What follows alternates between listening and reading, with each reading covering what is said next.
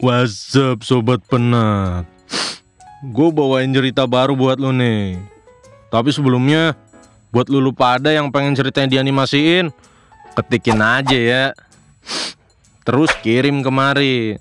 Ntar kalau kepilih, gue balesin lu satu-satu. Nah, tungguin aja dah. Dah, skuy, nonton. Peringatan, animasi ini dibuat dengan tujuan sharing pengalaman pribadi sang pengirim cerita.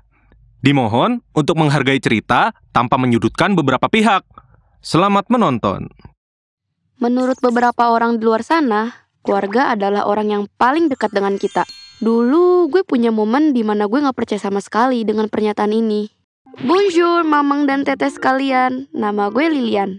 Umur gue 24 tahun sekarang. Gue udah menikah dan sekarang hidup dengan bahagia. Tapi kehidupan gue ini gak kayak gini sejak awal ya teman-teman sekalian. Sekarang gue mau bawain gimana turmoil gue dalam menjalani kehidupan dengan keluarga gue. Orang tua gue terbilang orang yang kaya raya, borjuis, bergaji 12 digit. Gak deng, gak tahu berapa. Pokoknya banyak deh, hehehe. Anyway, gue ini anak pertama ayah dan ibu gue. Sampai gue lulus TK, hidup gue tuh bahagia banget. Sampai pada suatu saat, ibu gue ini ketahuan selingkuh sama ayah gue. Di sini hubungan mereka langsung rusak. Mereka saling salah menyalahi. Mereka berantem hampir tiap hari. Dan gue sebagai anaknya kena imbas konflik ini. Ayah gue dulu sangat memanjakan gue. Apapun yang gue minta akan selalu dikabulkan sama dia. Gue minta Barbie, dikasih. Gue minta makan, dijejelin. Bahkan kalau gue minta cilok, segerobak sama abang-abangnya juga bakal dibeliin dah tuh sama dia. Cuman semenjak ibu gue ketahuan selingkuh ini, ayah gue jadi berubah 180 derajat. Ayah jadi benci banget sama ibu gue. In extension, gue sebagai hasil cinta mereka kena juga. Ayah jadi jarang ngobrol sama gue.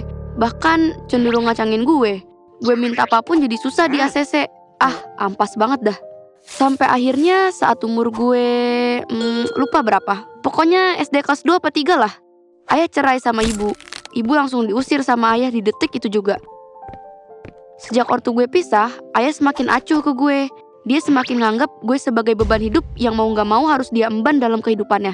Setahun kemudian, ayah gue menikah lagi. Dan dari pernikahan ini, ayah sama ibu tiri gue tuh dikaruniain dede-dede. Cewek lagi sih. So, gue jadi kakak lah pada saat itu. Begitu adik gue lahir, ayah menjadi semakin jahat dan acuh ke gue. Dia bener-bener gak nganggep gue sebagai anak dia lagi. Kayak gak peduli dengan apapun yang gue lakuin. Bahkan sampai memperlakukan gue bak budak di rumah. FYI, lain halnya dengan ibu tiri gue. Beliau ini seorang perempuan yang jahat. Enggak deng. Ibu tiri gue ini sangat care dan perhatian ke gue. Jauh melebihi ayah gue pada saat itu. Dan sejak pertama kami tinggal bareng, ibu tiri gue ini berusaha sekuat tenaganya buat bisa connect ke hati gue. Bahkan setelah adik gue lahir, ibu tiri gue ini masih berusaha buat menjadi jembatan antara gue dan keluarga. Adik gue pun sama. Dia anak yang manis dan innocent. Gue sayang banget sama dia. Dan dia pun care sama gue, bahkan sampai detik ini. Intinya, di keluarga gue ini yang jahat dan gak suka sama gue itu ya cuma ayah gue sendiri. Ayah kandung pula. Sialnya dia yang punya hubungan darah sama gue.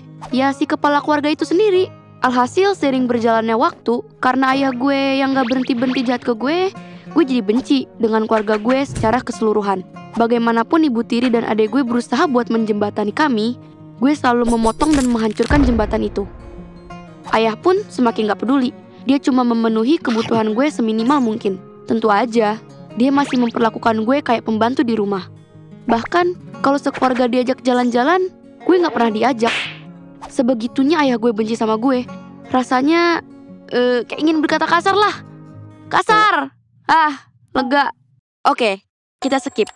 Saat gue duduk di bangku SMA, gue deket sama satu kakel. Sebut aja Zikri. Gak perlu banyak gue ceritain lah, intinya kami pacaran.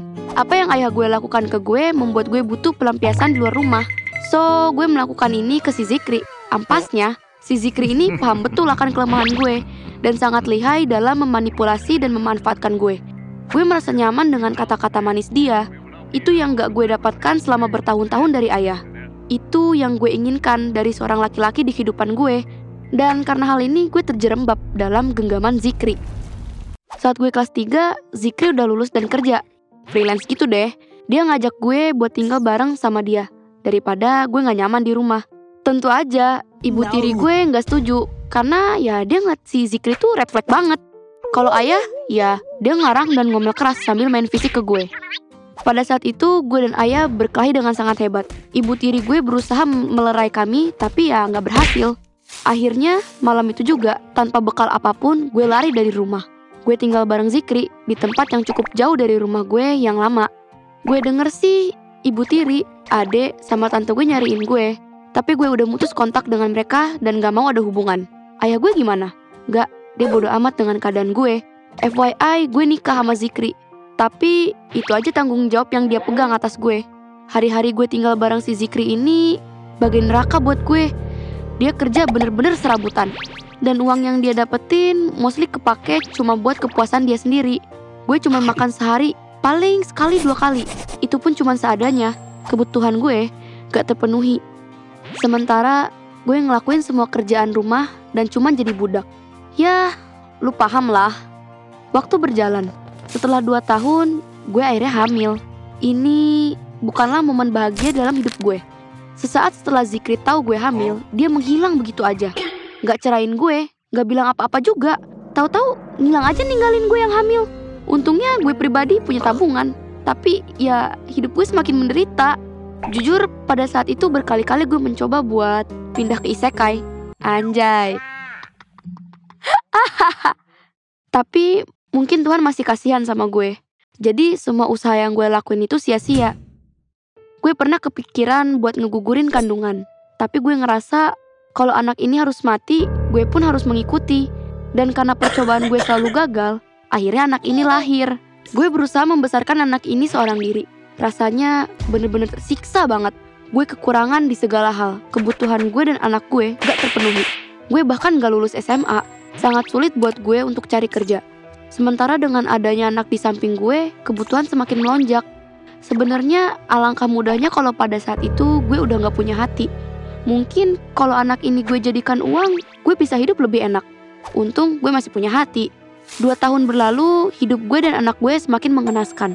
Kurus kering dan hampir kehilangan tempat tinggal. Sampai pada suatu hari, ada yang ngetok pintu kosan. Gue buka pintu, ternyata di balik pintu itu ada tante gue. Begitu ngeliat keadaan kami, tante gue langsung kebanjiran air mata. Dia meluk gue sambil terus aja nangis. Gue gak tahu harus merespon apa. Cuman bisa balas meluk beliau. Jujur di saat itu air mata gue udah mengering.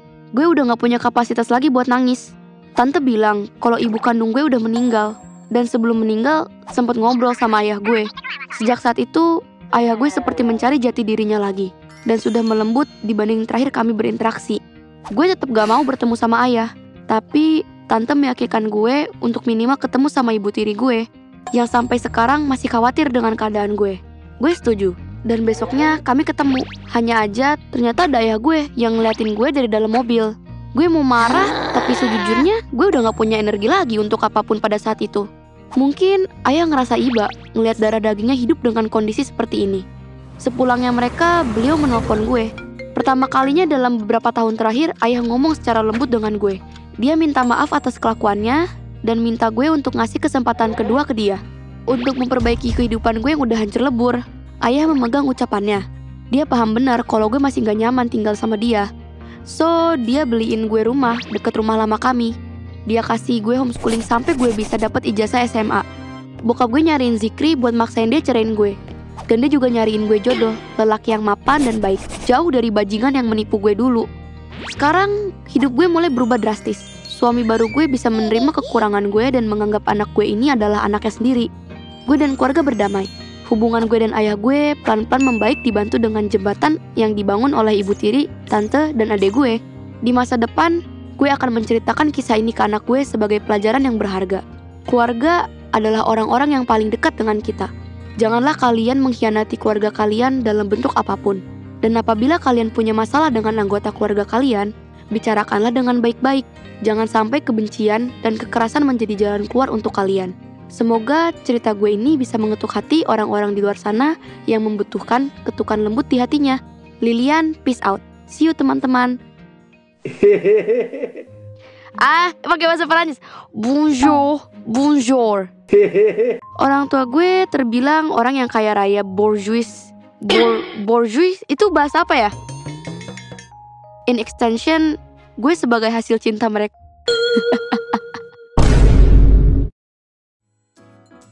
Gimana ceritanya? Suka nggak? Kalau lu suka, jangan lupa subscribe ke channel kita ya. Bye!